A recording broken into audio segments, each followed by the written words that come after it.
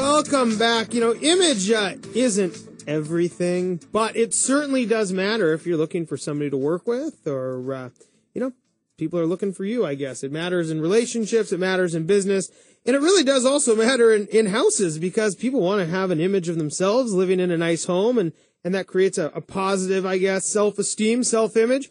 Scott Richards joins us, managing broker with Windermere, who's been awarded the 5-star Client Satisfaction Award for 5 consecutive years. And you really focus on maintaining 100% client satisfaction, one client at a time. Welcome, Scott. Thank you very much. It's nice to have you here. Good to be here. Spectacular day. Big Husky fan, we just found out.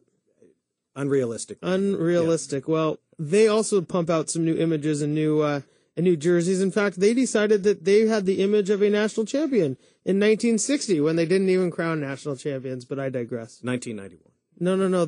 Anyways, back mind. before. No, I'm with you. Never mind. I went to University of Arizona, so anytime I can dig at the Huskies a little bit, I'll take my jabs. Scott, a lot of people, a lot of clients, they have these individual, needs, right? And in real estate, it's maybe tough to tailor them always to that, but that's really kind of what you do in helping people through the buying and selling process. What are some of those different motivations you see right now for people selling houses? Yeah, I'll tell you, it started, if you have to put it backstopped against 2006, 2007, when everything was moving a lot more quickly. People were moving at that point. Their motivation for selling their homes was moving up to the next size house, moving up to the next better neighborhood.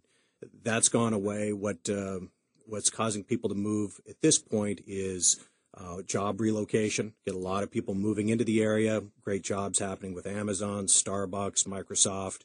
And then you've got the other things that cause people to move away. Also jobs, but also birth, death, kids, as they expand and contract in the size of the house that they need.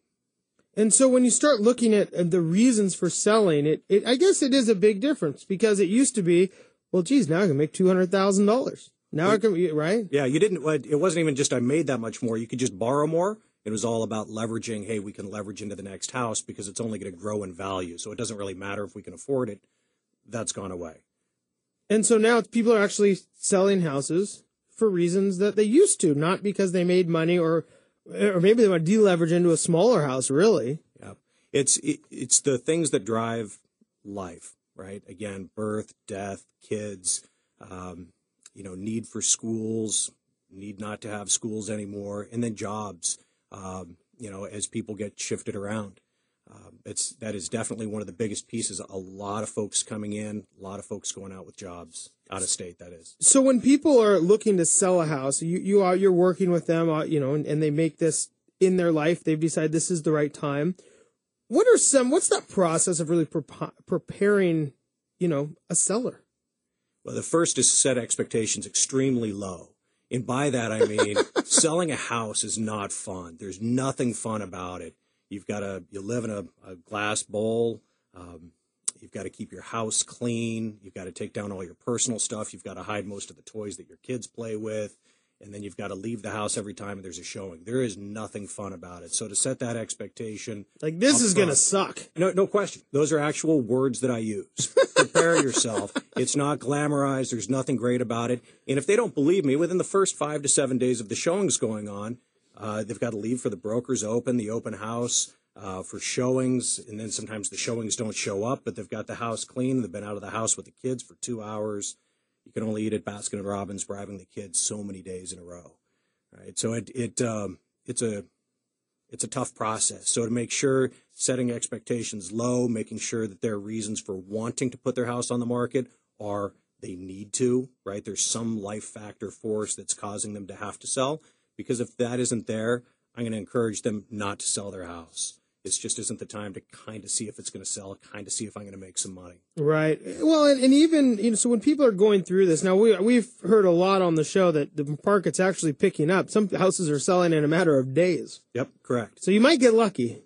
Well, you might get lucky if you've got a great looking house. I had an example, home I put on the market last Wednesday was on the market for 4 days, multiple offers, went back off the market. So that's definitely happening. There's others that have been on the market for 3-4 months. My listings it's is it the right curb appeal? Is it the right, size of house? If it meets all the things that particular buyer's after, they're going to jump on it because there is not a lot of inventory and things are moving, right? And those life forces, the job, if somebody's moving in from out of time, kids, they want to get the house sorted out so the kids can get to know the neighborhood before the school year starts. All those things keep moving on despite what the market may be doing.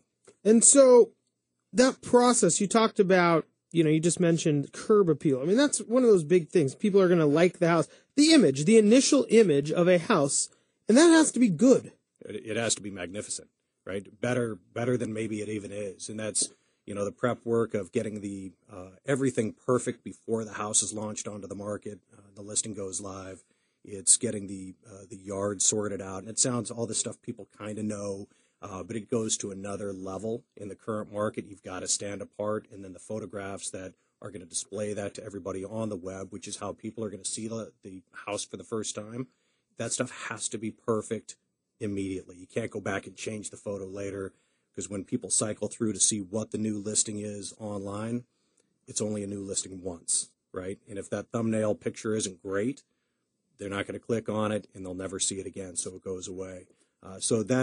It's getting it prepped for the showings, but it's also getting it prepped for the photographs, and then the photographs themselves have to be perfect and really speak to what the house is and selling the dream, right? And beyond that, also showcasing the floor plans of the house so that a prospective buyer can understand how the house is laid out, as opposed to just showing a picture of the kitchen and the backyard and the front yard. It's got to be something more where people can really imagine the dream of how they're going to live in the house, how they're going to enjoy the holidays and so forth. And so you create this image of them almost living in the home in order to really drive a buyer to want it emotionally. No question. The dream will always sell better than reality, right? So you definitely have to set up the dream for what the house is, how it looks, and get people emotionally vested. If they're going to spend $1 million, whatever that is for someone, that thing that causes them to write $1 million check, it's not... It's a very emotional, it's a very personal thing. It's not a dollars and cents thing. So you've got to appeal to that and market to that. It's not dollars and cents until you and your wife start discussing, wait a minute, we can't go to Nordstrom's, you can't go to Nordstrom's anymore. That's the rationalization behind, right? But once that person, once you've made that emotional connection to the house, you're going to figure out a way to get it to go. Absolutely. And you've already figured out your price range. Right. Hopefully, before you've gotten that far along. No, absolutely. I mean, that's one of the big things we talk about is making sure you understand what your price point is, so the emotionality doesn't overtake the rational thinking. Scott, we're here with Scott Richards, managing broker with Windermere Real Estate. And Scott, that next piece then, once you have this house looking good, you've been able to sell the dream. I mean, now you really do have to make a dollars and cents decisions as a seller, correct? Correct.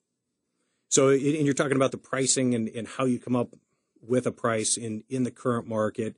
And there's different pieces to that.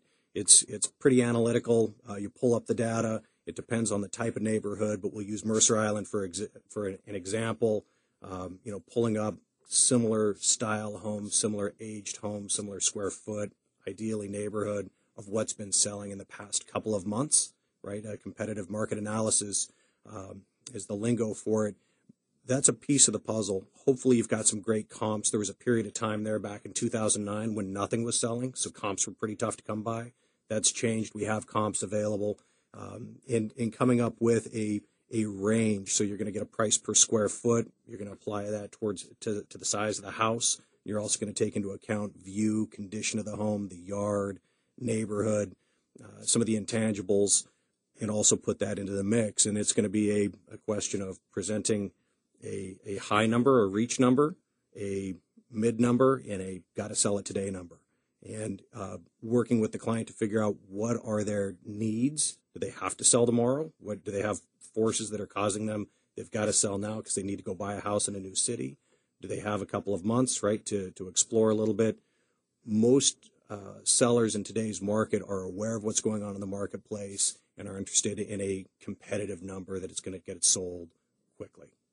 So, well, they've seen the other side of waiting for 6 months or a year or even 2 years to sell a house. Scott, we do have to go to break. Again, that's Scott Richards, managing broker with Windermere Real Estate. And I do love the fact that, you start talking about selling a house and it's that image. It's the It's the lifestyle that you're going to portray somebody in. And when you talk about these $1 million and $2 million and $3 million homes, the image better be pretty good. It is.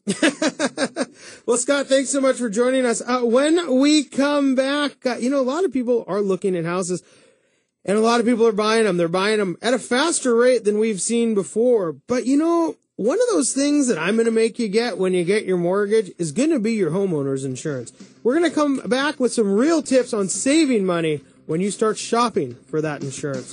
That was Scott Richards. My name is Ben Brashen. We'll be right back.